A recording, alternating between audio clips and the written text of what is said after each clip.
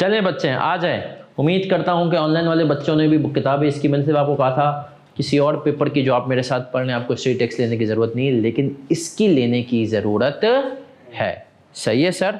तो अब सब बच्चे इधर आ जाएं। सर अब तक हमने जो पढ़ा था वो हमने पढ़ा था salient features of a company, जो कि आपको याद होगा 3S 3L और P, है ना सर? फिर हमने क्या पढ़ा था सर? हमने टाइप्स ऑफ कंपनीज पढ़ा था, भाई स्टेटस पढ़ा था, फिर हमने उसमें पढ़ा था कि यार प्राइवेट कंपनी बहुत इंपॉर्टेंट होती है आपके लिए, प्राइवेट कंपनी को हम कब पब्लिक में कर सकते हैं। सही है सर? अब जो हम आगे बढ़ रहे हैं वो आज की क्लास से हम स्टडी टेक्स्ट भी शुरू कर रहे हैं। स्टडी टेक्स्ट से मैं आपको चीज़ें बताता जाऊंगा, कौन कौन सी चीज़ें, क्या क्या चीज़ें हैं इंपॉर्टेंट हैं जिनको हम पढ़ते जाएंगे, करते जाएंगे। सही है सर? अब देखें sir, the features of a company में इसने कहा ना, company as artificial legal person, मतलब सेपरेट स्टेटस की बात है। अब इसकी सिर्फ मैं आपको क्या करूंगा, इसमें से जो चीज़ें एग्जाम्पल्स होंगे ना वो एग्जाम्पल्स इंपॉर्टेंट पढ़ेंगे, और जो थ्योरी मुझे लगेगा ना इंपॉर्टेंट वो हम पढ़ते जाएंगे। अब इसने जो बाकी अंग्रेजी कही ना, sole trader is an individual who owns and runs their own business, इसको हमने कहा ये नॉर्मल बातें, इसको आप चाहें तो घर पे पढ़ सकते हैं। ठीक है, हम एग्जांपल पे आएंगे। एग्जांपल दे रहा है, suppose mister Zahid set up a limited company, liability company ABC SMC private. Sir ये SMC का मतलब क्या है? सिंगल। ये हम सारी चीजें आप जो हमने उसको रिवाइज करने स्टडी टेक्स्ट से। सही है sir? With 10,000 shares of ₹10 each, mister Zahid the individual and SBC limited for the purpose of law would be two separate and would have separate legal existence। सही है सर? फिर हमने कहा अगला point, a company is an artificial person whereas individual person are natural persons। essentially however the law treat persons in the same way whether they are artificial or natural। अब सुनना, ये आपको ट्रू एंड फॉल्स में या MCQ में किसी में बोल सकता है कि यार बताओ इनमें से कौन सी स्टेटमेंट ट्रू है। वो जो नहीं कि एमसीक्यू ऐसा आता है उसमें बोलेगा कि law treats both the artificial and natural person in the same way, true या फॉल्स। तो हमने कहा ट्रू। सही है सर? फिर इसने हमें आगे बताना शुरू कर दिया कि भैया ये इसके कैरेक्टरिस्टिक्स हैं। कॉन्ट्रेक्चुअल राइट्स एंड ऑब्लिगेशंस, अपने नाम पे कॉन्ट्रैक्ट्स कर सकता है। डेट्स एंड लाइबिलिटीज है, ओनरशिप कर सकता है। अब देखें सर, इसने कुछ बातें इजाफी लिखी है। Right to receive from debtors, ये ऑन एसेट्स के अंदर कवर हो गया ना भाई, एसेट्स हैं तुम्हारे तो तुम रिकवर कर सकते हो। फिर separation of management by directors है। लाइबिलिटी टू पे टैक्स है। लीगल ऑब्लिगेशंस है। फिर इसने बता दिया कॉन्सिक्वेंसेज ऑफ सेपरेट पर्सनैलिटी। मैंने आपको बताया था अगर वो आपसे पूछ ले कि कंपनी का एक सेपरेट लीगल स्टेटस है, इसका मतलब क्या है, तो उसके अंदर आपको 3 पॉइंट्स लिखने हैं कि लिमिटेड लाइबिलिटी होगा, सेपरेशन ऑफ ओनरशिप होगा और transfer of owner perpetual section. सही है सर? फिर इसने कहा शेयर कैपिटल की बात की, who can shares, own shares, transfer of share ownership. फिर क्या रहा, अब ये पॉइंट देखो पढ़ने वाला है, जिसको मैं बोलूंगा ना पढ़ने वाला है उसको मार्क करना है। ये भी ट्रू एंड फॉल्स में आ सकता है, इसमें आपको पता है ना एमसीक्यूज इंपॉर्टेंट पार्ट है जो कि हम करेंगे भी। The shares can be transferred easily by sale, gift and inheritance। Sir आप बेच भी सकते हो अपने शेयर्स, किसी को गिफ्ट में भी दे सकते हो और इनहेरिटेंस में भी आ सकता है। सही है sir? Without seeking any approval from other honours. क्या लिखा है? कोई अप्रूवल चाहिए नहीं होती। अब ये सब बातें ट्रू एंड फॉल्स में आ सकती हैं। सही है सर? तो इसको मार्क कर लो। सही है? इसने कहा जब शेयर ट्रांसफर होंगे तो when shares are transferred the right associated with the share such as the right to receive a portion of any dividend paid by the company और right to attend and vote at general meeting are transfer to the new year. वही बात हमने कहा कि sir जितने भी rights होंगे वो सब के सब किसको चले जाएंगे? न्यू ऑनर भैया को चले जाएंगे। ठीक है सर? फिर लिमिटेड लाइबिलिटी पे आ गए, लाइबिलिटी ऑफ कंपनी पे आ जाते हैं। सही है सर? अब आ जाए इसको जरा पढ़ेंगे इस कॉन्सेप्ट को, कॉन्सेप्ट ऑफ लिमिटेड लाइबिलिटी। अब सर देखिएगा, माइंड मैप्स आपके पास है नहीं है, मैं ग्रुप में भेज चुका हूं, उसका जो बच्चे चाहें तो आके केएनएस से भी वो ले सकते हैं, चाहे तो उसका खुद प्रिंट निकाल लें। सही है सर?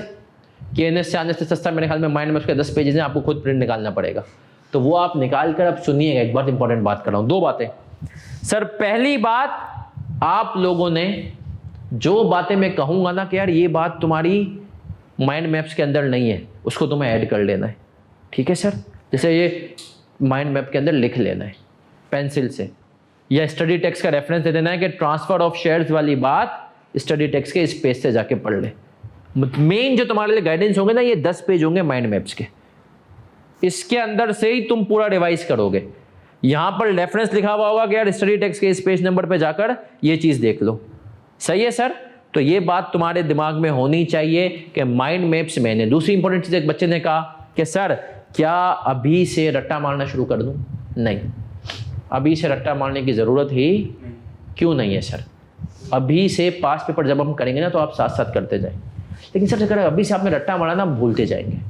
तो जब मैं कहूँ ना रट्टे का वक्त है, तब हाँ अभी से ये बात तुम्हारे दिमाग में नोट होनी चाहिए कि सर ने कहा है कि ये टॉपिक रट्टे वाला है, याद करने वाला है, ये टॉपिक केस स्टडी का है। तो मैंने कहा ना साइलेंट फीचर्स किसके हैं? याद करने वाले। प्राइवेट कंपनी वाली चीज ज्यादातर केस स्टडी में पूछेगा। सही है सर, तो आ जाए। अब पढ़ते हैं concept of sir limited liability. Limited liability का मतलब क्या होता है? सही है सर, तो आए पढ़ते हैं। कह रहा है limited liability applies to the shareholders of a company, it does not apply to the company itself. Sir जो शेयर होल्डर्स होते हैं ना, जो मालकान होते हैं, उनकी लायबिलिटी लिमिटेड होती है, कंपनी की नहीं होती। फिर कह रहा है a company is fully liable to for all its debts and other liabilities just as any other person is fully liable for the debts that he or she incurs. अब इसका मतलब समझना। सर शेयर होल्डर कहता है मैंने यार 100 share लिए, 10 रुपए वाले मैंने 1000 रुपए दिए, मेरा काम खत्म, टाटा बाय बाय। कंपनी किसी को ये नहीं कह सकती कि देख यार हमने तुझसे कर्जा ले लिया 5 करोड़ का, तुझे उल्लू बनाया, एक्चुअल हमारा शेयर कैपिटल है 1 करोड़ का, अब तो हम तुझे 4 करोड़ नहीं देंगे क्योंकि हमारा तो 1 करोड़ ज्यादा है 4 करोड़। सही है, हम कहेंगे नहीं, ऐसा कंपनी नहीं कह सकती। शेयर होल्डर कह सकता है कि जो मेरे पैसे कंपनी में मैंने दे दिए, इससे ज्यादा 1 रुपया मैं अपना पर्सनल देने के लिए लायबल अगर कंपनी डूबती है। लेकिन कंपनी ये नहीं कह सकती कि हम अपने शेयर कैपिटल के हिसाब से लायबल है। सही है सर, कंपनी अगर 1 करोड़ का शेयर कैपिटल है, किसी से 10 करोड़ रुपए उधार ले रही है, तो 10 करोड़ रुपए पूरे देने के लिए लायबल है। कंपनी ये नहीं कह सकती कि हम सिर्फ 1 करोड़ रुपए देंगे।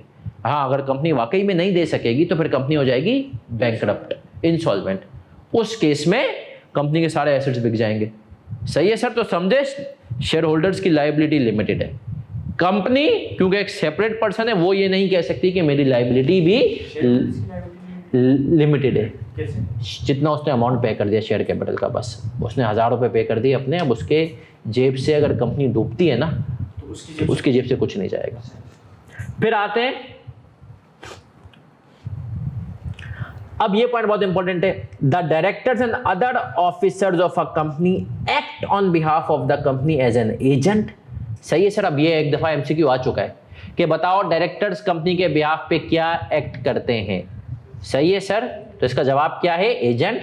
And provided they act within their powers and in accordance with the law, they will not be personally liable for debts of the company। अब सुनना, इस पॉइंट को जरा हम समझते हैं।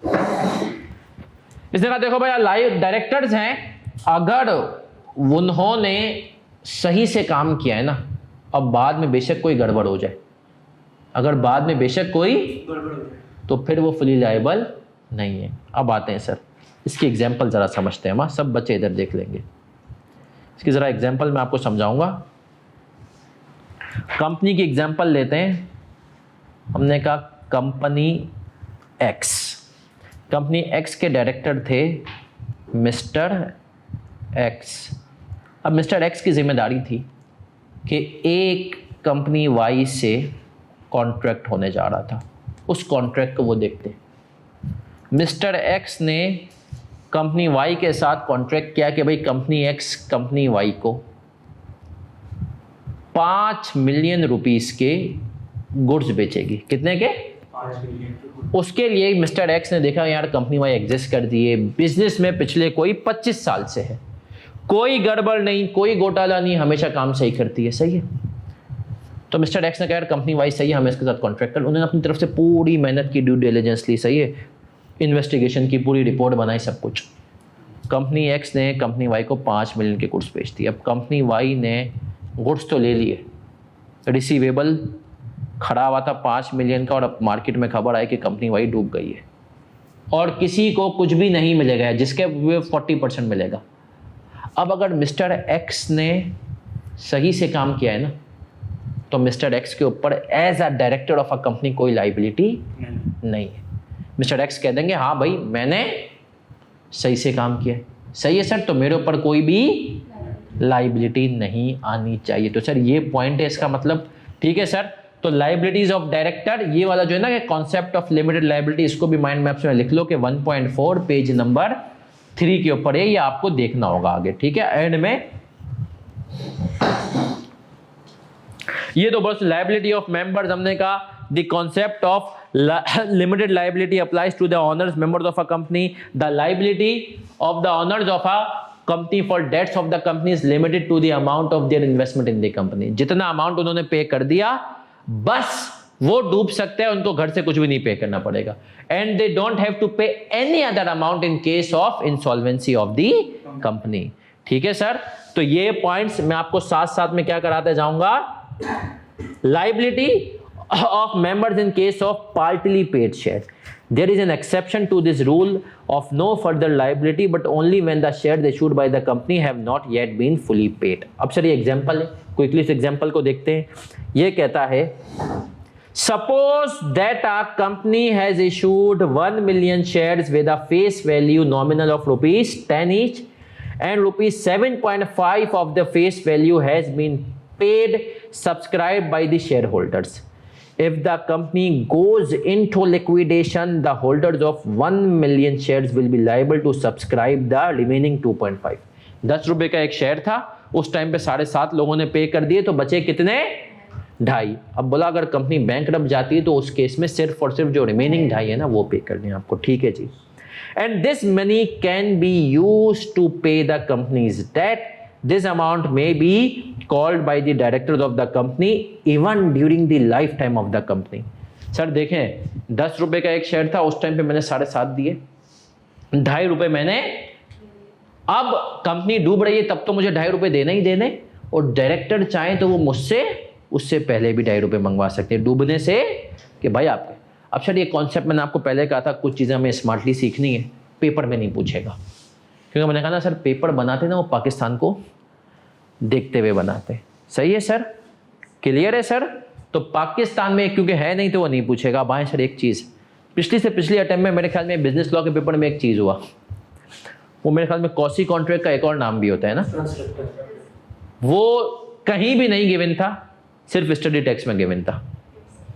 वो कहीं भी नहीं गिवन था, सिर्फ, और बच्चे ने स्टडी टैक्स तो पढ़ी नहीं थी, वो 3-4 नंबर का सवाल आया और बच्चा परेशान कि ये क्या चीज़ है ना सर, इसीलिए स्टेट टैक्स पढ़ता। अब यहीं पे यहाँ पर भी एक ऐसी चीज़ है, एक टर्म होती है जिसको हम कहते हैं क्रेडिटर्स वारंटी। क्या कहते हैं, वारंटी। नोट कर लें, क्रेडिटर्स वारंटी क्या होती है, इसको अपने पास कहीं। क्रेडिटर्स वारंटी का मतलब होता है limited liability. Creditors sorry warning, creditors warning, warranty नहीं वार्निंग, इसका मतलब होता है लिमिटेड लाइबिलिटी। आई के इतना शरारती है ना, वो 2 नंबर का सवाल 4 नंबर का सवाल देगा कि explain what is creditors warning, और बच्चे को ये बात समझ में नहीं आएगी और बच्चा बोलेगा ये तो सर ने पढ़ाया ही नहीं, हालांकि सर पढ़ा चुके हैं, खाली नाम फर्क है। अब देखें ये क्या कह रहा है, how creditors are warned. Study text के अंदर गिवन है, हमने कहा ये कह रहा है the word limited in the name of the company draws the fact of limited liability to the attention of anyone dealing with it. This is why private limited companies in Pakistan are required to include the word private limited. It is also why the public companies in Pakistan are required to include the words limited in their name. चलें sir, क्या हम यहां तक clear हैं? पक्की बात है sir. देखें क्रेडिटर्स वारंटी होता है कि भाई जब कंपनी के नाम पे लिमिटेड लिखा हुआ होता है ना, इसका मतलब ये होता है कि क्रेडिटर को हो जाए कि यार इसकी लाइबिलिटी लिमिटेड है। मैं अगर फॉर एग्जांपल इस कंपनी की औकात है, इसके शेयर कैपिटल 20 लाख रुपए का, और अगर मैं इसको 20 करोड़ का कॉन्ट्रैक्ट दूंगा ना, तो उसको एक तरह से क्रेडिटर के दिमाग में वार्निंग मिल जाए कि भाई कल को और एक कंपनी कॉन्ट्रैक्ट पूरा नहीं कर पाई ना, तो इसके शेयर होल्डर तो 2 मिलियन तक के लिए पाबंद है, वो तो 2 मिलियन के बाद हाथ उठा लेंगे, बाकी पैसे मेरे डूबेंगे। तो इसको हम कॉन्सेप्ट को क्या कहते हैं, क्रेडिटर वार्निंग, के वर्ड लिखा हुआ हो लिमिटेड लाइबिलिटी।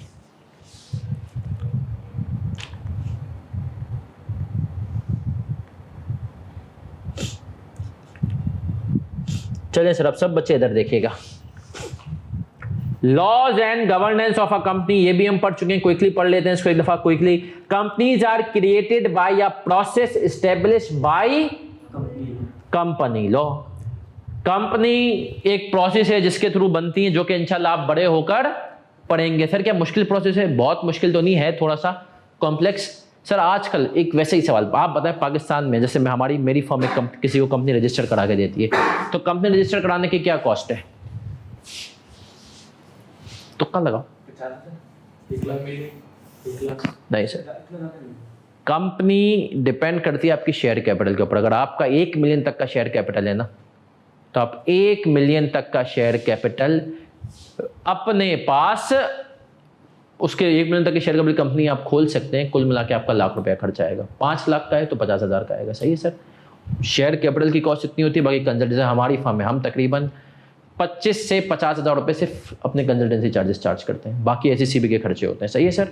तो आज के दौर में आप 50,000 से लेकर तो 1 लाख, 1.5 लाख, 2 लाख जितना कैपिटल है उसके हिसाब से कंपनी खोल सकते हैं। प्राइवेट पब्लिक सबका यही है। पब्लिक के खर्चे थोड़े ज़्यादा होते हैं, प्राइवेट कंपनी में शेयर्स होते हैं ना। नहीं तो आप कह रहे हैं कि 1 लाख शेयर्स उसके ऑथराइज थे। हाँ तो हो सकते हैं, पर एक प्राइवेट कंपनी में मेंबर्स के ऊपर रिस्ट्रिक्शन है। 3 रिस्ट्रिक्शन ज़्यादा है ना प्राइवेट कंपनी के। मेंबर्स होंगे, डिस्ट्रिक्शन के जो है आप ट्रांसफ़र नहीं कर सकते बगैर पूछे, और प्रोहिबिशन ऑफ इन्वाइटिंग। लेकिन शेयर्स तो होंगे ना सर। प्राइवेट कंपनी अपने 50 तक मेंबर्स रख सकती है। ठीक है सर। अब आते हैं memorandum of company must also have a written constitution, the constitutional document that focus on external stakeholder. External मतलब बाहर की दुनिया के लिए, is called memorandum of association. फिर कह रहा है articles bylaws which focuses on internal procedures are called articles of association. फिर आगे आए सर, अब हम इंपॉर्टेंट चीज़ों की तरफ बढ़ते जा रहे हैं आहिस्ते आहिस्ते। डेफिनेशंस, कंपनी का मतलब क्या है?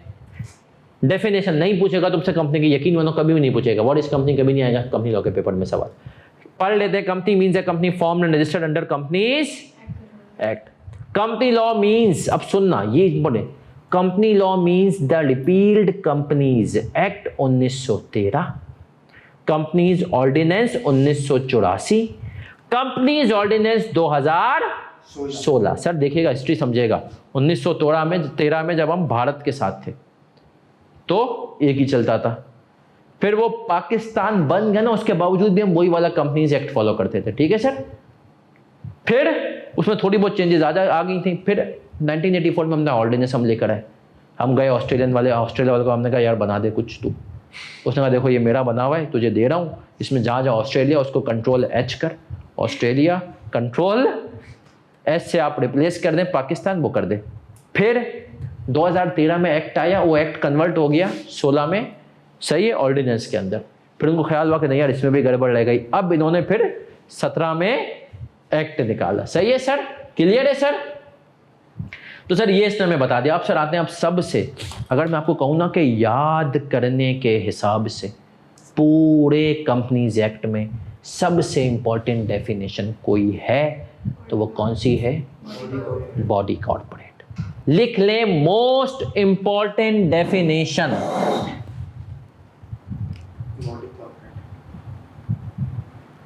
आ जाए सर।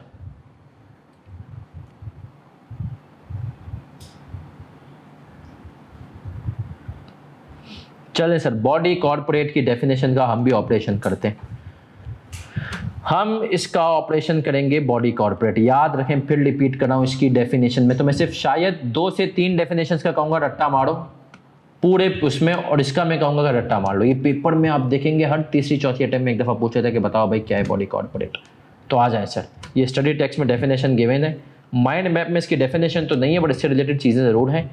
तो इसके स्टडी टेक्स्ट डेफिनेशन कोई मुश्किल चीज़ नहीं है। अब आए पढ़ते हैं क्या कह रहा है भाई। ये आए, बॉडी कॉर्पोरेट और कॉर्पोरेशन इंक्लूड्स, सुनिएगा, अ कंपनी इनकॉर्पोरेटेड अंडर और कंपनी लॉ। कंपनी लॉ वही जो उससे पहले वाला था। एक कंपनी जैसे फॉर एग्जांपल यूनिलीवर 1970 में बनी, वो कंपनीज एक्ट 2017 के तहत नहीं बनी, लेकिन वो भी कंपनी है। सही है।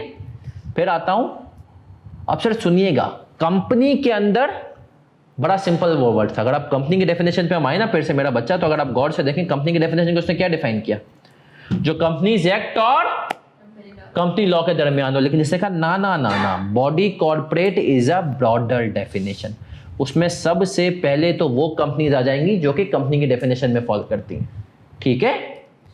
फिर कह रहा है कंपनी इनकॉर्पोरेटेड आउटसाइड पाकिस्तान। अब मैं आप लोगों को एक टास्क दूंगा, आप लोग जब घर पे जाएंगे, इधर उधर घूमेंगे, तो आप देखेंगे हर बैंक के आगे होता है bank Al Habib limited, Habib bank limited, bank Alfalah limited. एक बैंक के आगे ना आपको लिमिटेड नज़ावा लिखा हुआ नजर नहीं आएगा। बताओ कौन सी बैंक, ऑनलाइन तुम लोग बताओ, एक बैंक के आगे तुम्हें कभी भी लिमिटेड का वर्ड नजर, बताओ कौन सी है। तो का सुनहरी बैंक नहीं, standard chartered.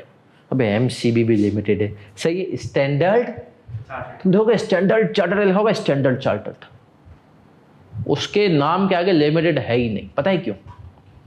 Standard chartered Pakistan के अंदर sir as a company registered ही नहीं है, वो एज अ ब्रांच ऑफिस काम कर रही है। समझ रहे हो? स्टैंडर्ड चार्टर्ड दुबई में एज अ कंपनी रजिस्टर्ड है, पाकिस्तान में उसके जितने भी ब्रांच है ना वो सब डायरेक्टली दुबई के अंडर है। स्टैंडर्ड चार्टर्ड में जिसका अब तक अकाउंट होता था ना, मैं अक्सर तुम्हें बताऊं, पता की बात, मैं भी कहता था यार तुम्हारे मजे, मेरा भी एक अकाउंट था, क्योंकि स्टैंडर्ड चार्टर्ड में ना बड़ी से बड़ी ट्रांजैक्शन करते थे ना, कोई किसी को परवाह नहीं, कोई चार्जेस नहीं करते थे, ये सब चीज़ें ना। अब उन्होंने सख्ती डाल दी है, अब उनके ऊपर भी हुकूमत ने हाथ रखा है, बोले यार तुम आप सारे जो है ना लोग तुम्हारे पास अकाउंट खुलवा रहे, क्योंकि तुम किसी से कुछ पूछते, क्योंकि देखो ना जो कंपनी यहाँ पर रजिस्टर्ड हो गई ना लिमिटेड, उसके ऊपर रेगुलेशंस बहुत ज़्यादा थी। स्टैंडर्ड चार्टर्ड खामोशी से चल रही थी, तो रजिस्टर्ड तो वो अभी भी ऐसा कंपनी के तौर पे यहाँ पर नहीं है, लेकिन हमने कहा कि वो एज अ ब्रांच है, लेकिन बॉडी कॉर्पोरेट की डेफिनेशन में आ गई। सही है सर, क्यों सर, इसने क्या कहा? अब समझाता हूं। A company incorporated outside, sir जितनी भी कंपनियां दुनिया में, बड़े गौर से सुनना, बहुत इंपॉर्टेंट बात कर रहा हूं, जितनी भी कंपनियां दुनिया में कहीं भी रजिस्टर्ड हो, वो हमारी डेफिनेशन के हिसाब से बॉडी कॉर्पोरेट हैं। यस, क्योंकि वो कहां से, आउटसाइड पाकिस्तान। जो भी कंपनी रजिस्टर्ड होगी वो पाकिस्तान में कंपनी तो नहीं कहलाएगी, लेकिन पाकिस्तान में क्या कहलाएगी? Body corporate. सही है सर, तो समझे सर। तो चाहो तो इसकी एग्जांपल लिख लो, standard chartered, SC, standard chartered. ये वैसे तो इसकी ओरिजिन तो यूके की है, लेकिन पाकिस्तान में ये एज ए ब्रांच है, और हम जो जिसको देखते हैं वो होता है दुबई, स्टैंडर्ड चार्टर्ड दुबई। फिर क्या कह रहा है सर? अब ये पॉइंट पढ़ते हैं। A body corporate declared as body corporate in the relevant statute. अब बड़े गौर से सुनना, अगर किसी लॉ ने इसको अपनी, कोई भी किसी भी मुल्क का लॉ था, उसने अगर इसको बॉडी कॉर्पोरेट कह दिया तो फिर इसको हम बॉडी कॉर्पोरेट कहेंगे। मैं आपको एग्जांपल देता हूं। सर आपको पता है, मैंने आपको एग्जांपल के तौर पर थोड़ा स्टैंडर्ड की एग्जांपल दे दी, बड़ा पता है पाकिस्तान में जो बैंक्स है ना, वो कंपनीज एक्ट के तहत नहीं बनते, फिर किसके तहत बनते? Banking companies ordinance. पता है आपको किसके तहत बनते हैं वो? इंश्योरेंस कंपनीज अपने इंश्योरेंस के ऑर्डिनेंस के तहत बन रही होती है। तो पाकिस्तान में बैंक्स हो गए, इंश्योरेंस कंपनीज हो गई, सर ये किसके तहत बन रही होती है? अपने। तो हमने कहा वो थर्ड पॉइंट में कवर हो जाता है। अब body corporate declared as body corporate in the relevant, उसका रेलेवेंट स्टैट्यूट कह देता है कि आप पाकिस्तान के अंदर एज अ बॉडी कॉर्पोरेट की हैसियत से होगे। सही है सर, तो याद रखिएगा। मैं इसको समराइज करूं, अब देखो इसकी डेफिनेशन में रट्टा चाहे मानो 3 बातें याद रख लेना। मैं इसको देखो, मैं सच बता रहा हूं, मैं पेपर में ऐसे ही याद रखता था थ्योरी। भाई बॉडी कॉर्पोरेट के अंदर 3 चीजें आएंगी, 2 चीजें नहीं आएंगी। 3 चीजें, पहली चीज वो जो कंपनीज ऑर्डिनेंस के तहत बनी, कंपनीज एक्ट के तहत, सही है। दूसरी आउटसाइड पाकिस्तान बनी। तीसरी जो किसी अदर लॉ के तहत बन गई, पाकिस्तान में ही बनी, लेकिन हमने कहा क्या हो गई सर, किसी भी अदर लॉ के तहत बनी। जैसे कि आप तुम चाहो ना, तो जैसे यहाँ पर स्टैंडर्ड चार्टर्ड का तुमने एग्जांपल लिखी है, तो यहाँ पर तुम लिख लो banking banks and insurance course companies. ठीक है sir.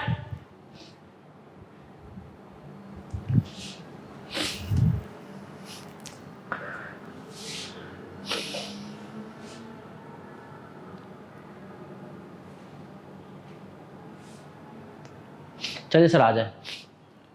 But does not include a cooperative society registered under any law relating to the registration of cooperative societies। अब सर सुनिएगा, एक सोसाइटी की तो आप सबको उसका नाम पता ही होगा, गोकुल धाम सोसाइटी है ना सर। गोकुल धाम सोसाइटी जो है, अगर वो आपको नहीं पता आप छोड़ें, स्कीम 33 पे आप जाएं हमारे शहर कराची में। जो बच्चे कराची से बाहर के हैं वो अपने उसमें लोकल्स में देख लें, वहाँ पर सर एक सोसाइटीज़ होती हैं बनी हुई। स्कीम 37 में जाओ, Madras society, PIA society, Quetta society, सही है। वो सोसाइटी क्या होती है सर, एक बड़ा सा एरिया है, उसके अंदर 300-400 घर हैं, मकानात है, अब उसकी उन्होंने एक सोसाइटी बना दी, सही है। अब जैसे मेरी फर्म के पास एक सोसाइटी है मद्रास सोसाइटी, उसका छोटा सा एक ऑडिट आ गया, वो हमने ऑडिट किया। अब सर वो जो मद्रास सोसाइटी ना वो रजिस्टर्ड है कोऑपरेटिव सोसाइटीज एक्ट उसके तहत। अब उसको आपने बेचारी को पकड़ा, अच्छा तू कंपनी, उसके ऊपर कंपनी वाली बातें तुम अप्लाई नहीं कर सकते। तो आपने दिमाग में रख लेना है कोऑपरेटिव सोसाइटीज जो कि सोसाइटीज होती है ना वो इसमें शामिल नहीं है, सही है सर। तो आपने इसके चाहे तो इसकी एग्जाम्पल लिखते जाओ, तुम्हें एग्जाम्पल एंड में रिवीजन में आसानी देंगे। तुम चाहो तो लिख लो गोकुलधाम सोसाइटी या मद्रास सोसाइटी लिख लो। चलो गोकुलधाम को छोड़ो, मद्रास को लिख लो, है ना सर। सोसाइटीज का भी जी ओल्ड लॉ है जिसके अंदर होता है सोसाइटी में फड्डा हुआ तो ये होगा, इसने उसका सर फाड़ दिया तो उसको ये करना है, समझ रहे हैं। सोसाइटी के बंदों का आपस में यार, मेंबर्स, सोसाइटी के जो घर वाले होते हैं वो कौन होते हैं, मेंबर्स होते हैं। सोसाइटी के मेंबर्स हैं, दूसरी सोसाइटी के मेंबर्स का सब अपनी। सही है सर। खैर सर वाली बात है, लेकिन उसके अलग लॉ होते हैं कि मेंटेनेंस देनी है, सोसाइटी के टैक्सेस होंगे, सब सोसाइटी मिल करके देगी, छोटा सा उसका लॉ है। फिर आते हैं any other entity not being a company as defined in companies act. अगर कंपनीज एक्ट ने कह दिया कि भाई इसको आपको कंपनी नहीं कहना, बेशक हम इसको कवर कर लें, इसको आपको, लेकिन ऐसी कोई चीज़ अभी फिलहाल है नहीं। और any other law for the time being which the concerned minister of may by notification specify in this behalf. अब सुनना सर, एक एग्जांपल देता हूं। ASF क्या है पता है आपको? एयरफोर्स सिक्योरिटी फोर्सेस बिल्डर्स पे। ASF को डिक्लेयर किया गया ASF foundation, ASF private limited के तौर पर डिक्लेयर नहीं किया गया। अब देखा जाए ना सर, उसका काम बहुत बड़ा है, वो प्रोजेक्ट्स भी बनाते हैं, कंस्ट्रक्शन का काम भी करते हैं, बट वो कंपनी नहीं है, क्योंकि जिस वक्त वो बने थे उस टाइम के मिनिस्टर ने उनको इजाज़त दे दी कि यार तुम बगैर कंपनी वाले काम करो, बगैर के कंपनी के नाम के। सही है सर। तो हाँ, तो उनके लिए अच्छी बात है, हमारे लिए अच्छी बात नहीं है। सही है, उनके लिए तो बहुत अच्छी बात है। तो बुरी बात है नहीं सर, उनके लिए कंपनी नहीं है, तो उनको बहुत कंपनी होती है तो ऑडिट कराना बहुत सारे मसाइल होते हैं, वो सबसे बच गए ना, समझे सर। लीगल उनसे लायबिलिटी हो भी तो किसी का बाप नहीं निकाल सकता, है ना। लायबिलिटी हो भी तो तुम निकाल सकते हो, नहीं सर तो फिर अफेक्टिवली उनकी लायबिलिटी तो शुरू से लिमिटेड थी। उनको कंपनी का स्टेटस से हटा करके क्या कर दिया, लीगल फॉर्मेलिटीज से भी आजाद आए।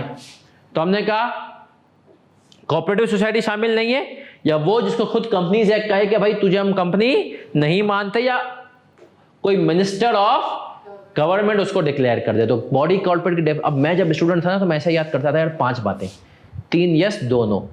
यस कंपनीज एक्ट के तहत बनी, दूसरा आउटसाइड पाकिस्तान, तीसरा किसी और लॉ के तहत बनी। नो कोऑपरेटिव सोसाइटी, नो जिसको खुद कंपनीज एक्ट बना कर दे या मिनिस्टर बना कर दे। ये 5 बातें रख लो तो इंशाल्लाह इसकी डेफिनेशन पेपर में भूल भी गए ना, अपने अल्फाज में लिख लोगे, बट 3-4 नंबर की इसकी डेफिनेशन आती है। अब आ जाएं सर, इसको स्टडी टेक्स्ट से भी पढ़ते हैं। आ जाएं जी, आ जाएं।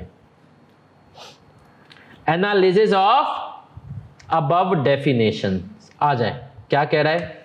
The literal meaning of the body corporate is artificial legal person, and therefore every company as defined above is also a body corporate. सही है। However, the definition of body corporate is broader, and in addition to companies registered in Pakistan, it also include companies registered in foreign countries and statutory body corporate, for example State Bank of Pakistan constituted under State Bank। सही है sir, इसने वही तीनों बातें कर दी।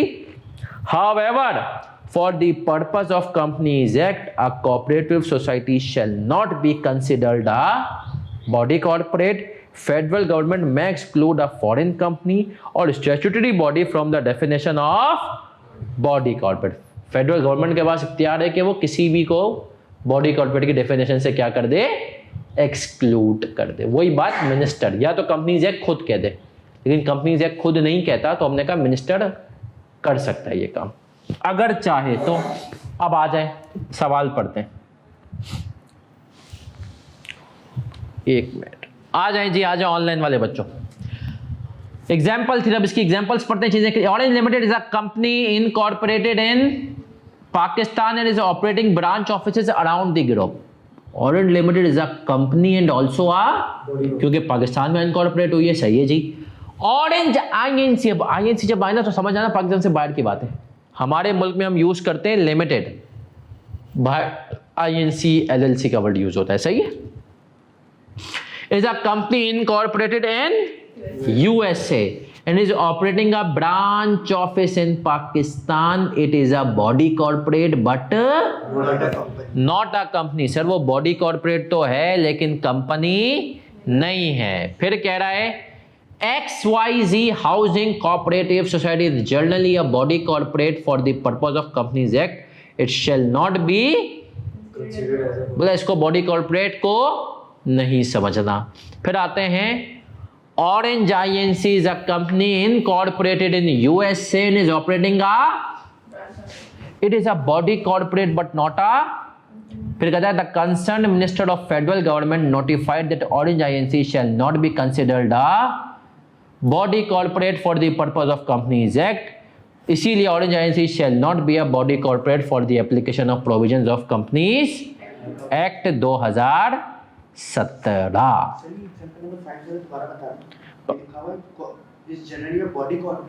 इसने कहा भाई इसको हम बॉडी कॉर्पोरेट समझ सकते हैं लेकिन हमारे कंपनीज ऑर्डिनेंस की एक्ट की डेफिनेशन के हिसाब से ये डेफिनेशन से आउट है। बहुत सारे मुल्कों में हो सकता है इसको बॉडी कॉर्पोरेट कहें, लेकिन हम पाकिस्तान में रहते हुए इसको बॉडी कॉर्पोरेट नहीं।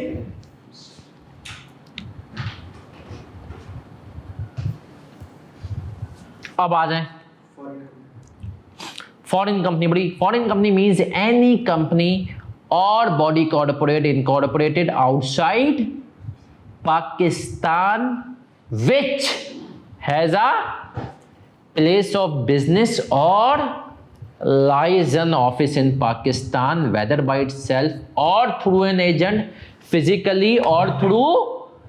अब सर इसकी तरह डेफिनेशन में ये जो पॉइंट्स हैं इनको जरा हम समझते हैं, बड़े गौर से सुनना। ये जो पॉइंट है इसको हम बड़े गौर से समझेंगे, इसमें चार बातें बड़ी इंपॉर्टेंट हैं। सर लाइजन ऑफिस आपको पता है क्या है, क्या होता है लाइजन ऑफिस भाई? जल्दी बताओ, तुक्का लगाओ। What is liaison office? License office में लाइजन। हाँ भाई ऑनलाइन वालों कोई लाइजन ऑफिस बताएगा क्या होता है?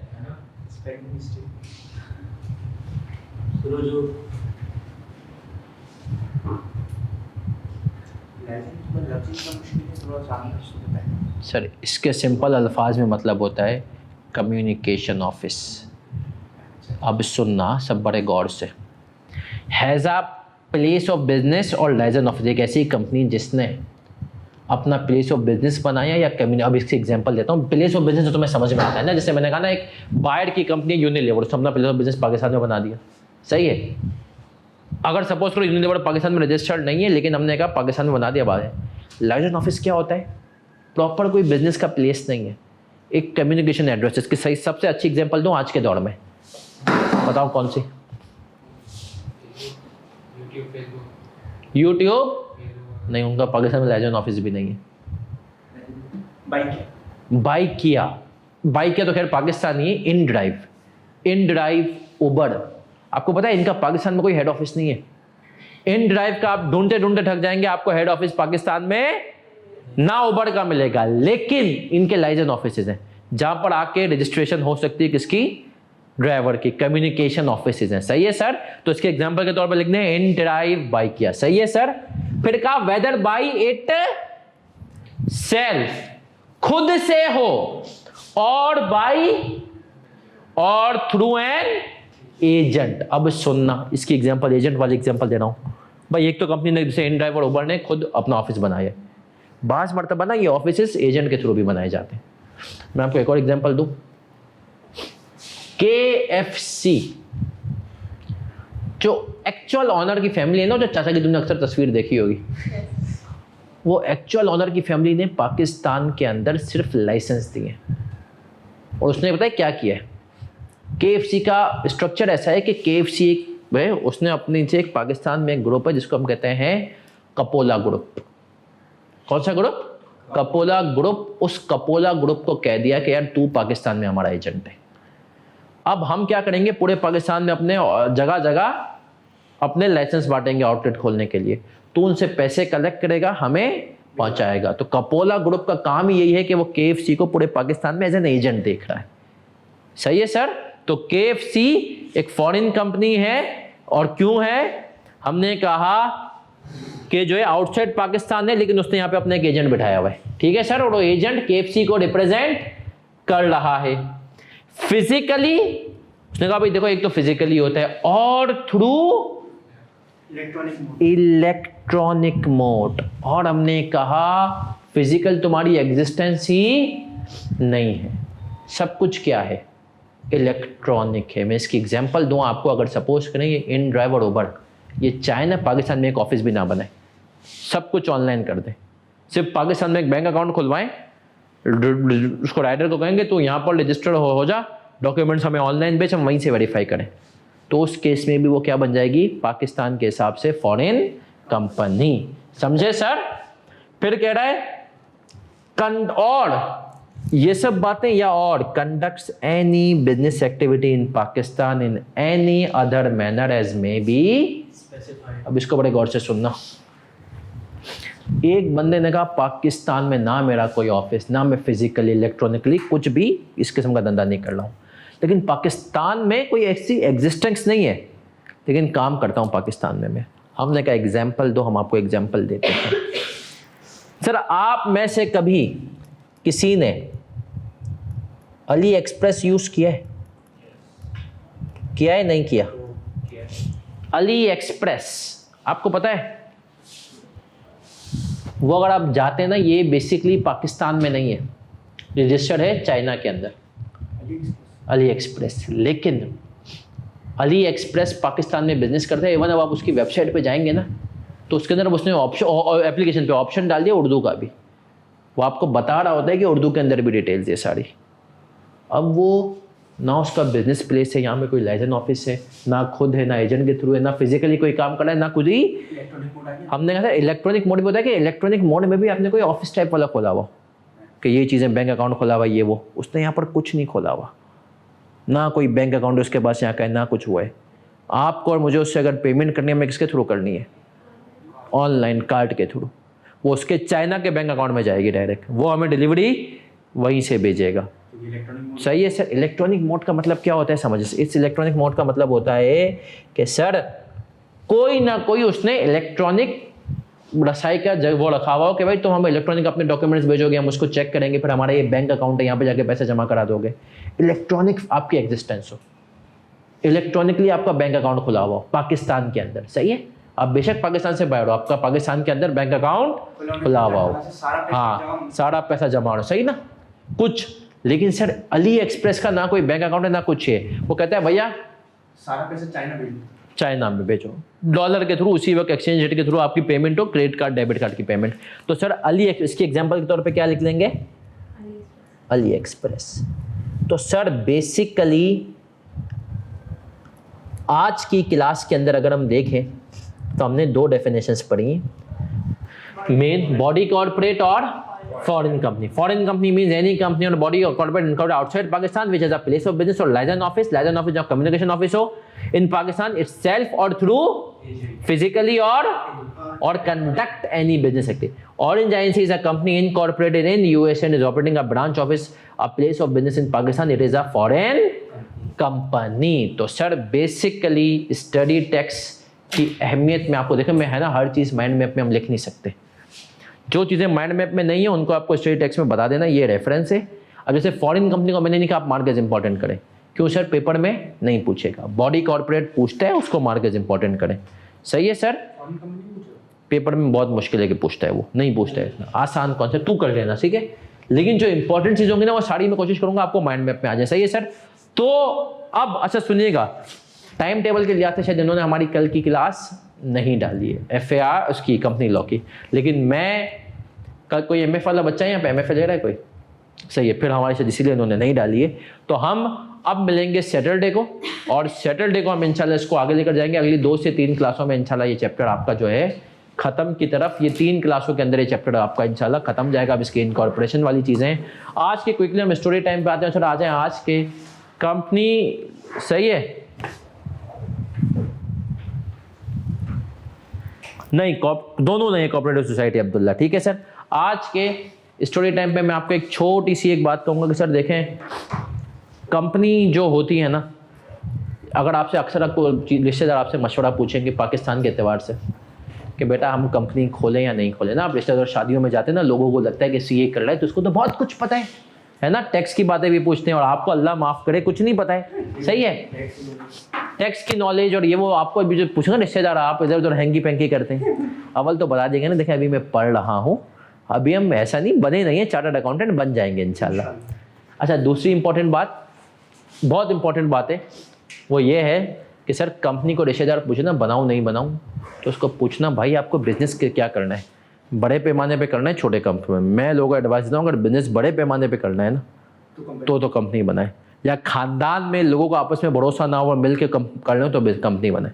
जहाँ ट्रस्ट हो और बिजनेस बहुत बड़ा ना हो तो कंपनी, वजह क्या है, क्योंकि सर कंपनीज में ना पाकिस्तान के अंदर फॉर्मेलिटीज़ बहुत हो गई हैं, सही है सर। तो ये आप एडवाइस दें कि यार देखें लाइबिलिटी तो लिमिटेड है, उसके चक्कर में इतनी एक्स्ट्रा कॉस्ट है कि ये फॉर्म फिल करो वो फॉर्म फिल करो, तो जो कि कल को अगर आपने किसी को मशवरा दे दिया कंपनी बनाओ, उसने बना दी, फिर वो तुम्हें बोलेगा यार तू बताया नहीं, ऑडिट भी कराना है, फिर ये भी करना है वो भी करना है, सही है सर। तो इस वक्त इस स्टेज, अच्छा ये क्योंकि एक छोटे बड़े बिजनेसमैन के लिए कुछ भी कॉस्ट नहीं होती ना, तो बड़ा मतलब वो कि जो महीने के 10-20 लाख कमा लेता हूँ।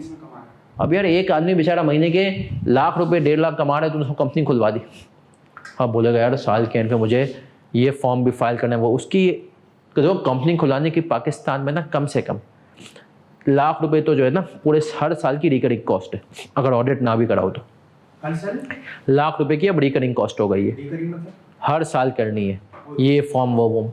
अब एक बंदा बेचारा महीने के लाख रुपए कमा रहा है, 12 लाख रुपए कमा रहा है और तुमने उसके लाख रुपए कंपनी की कॉस्ट के चक्कर में निकलवा लिए, ठीक है सर। तो ये ख्याल रखिएगा, हम मिलेंगे इंशाल्लाह सैटरडे को। अल्लाह हाफिज़।